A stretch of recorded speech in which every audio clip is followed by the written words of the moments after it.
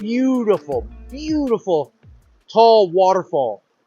But there's a whole trail with a smaller waterfall and a whole bunch of cascades that doesn't get seen too often.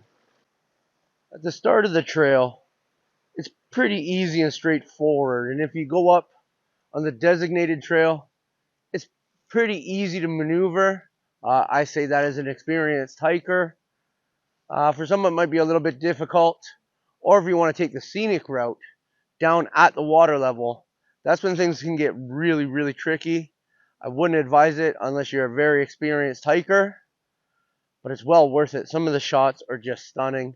You're surrounded by the colorful rock, the beautiful overgrowth, and you're greeted with a lot of cascades, tiny little waterfalls, and then you reach Lower Punchbowl Falls.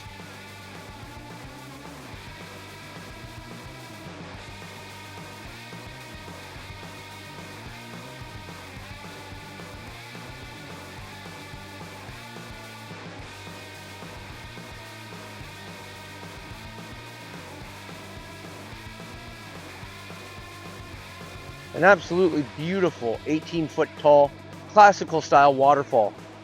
It is stunning. Going from the lower falls to the main waterfall, it's a pretty well-defined path.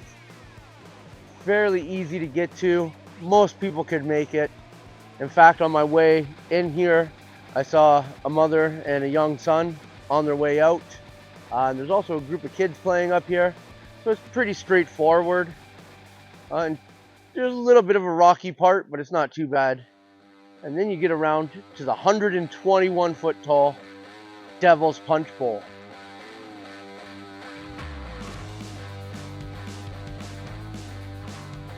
And from the aerial view, you can just see how it's carved into the escarpment.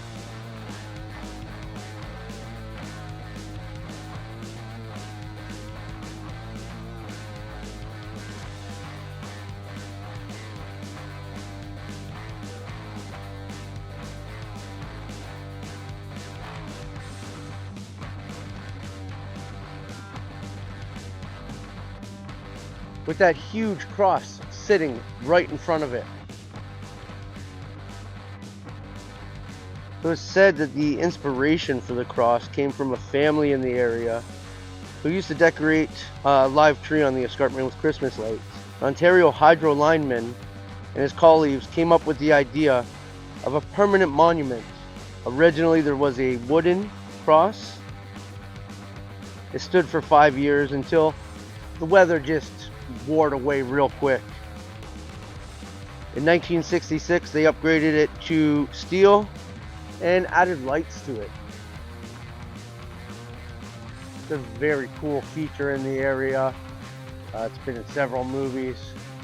These are what this area right here is known for: the main waterfall and the cross.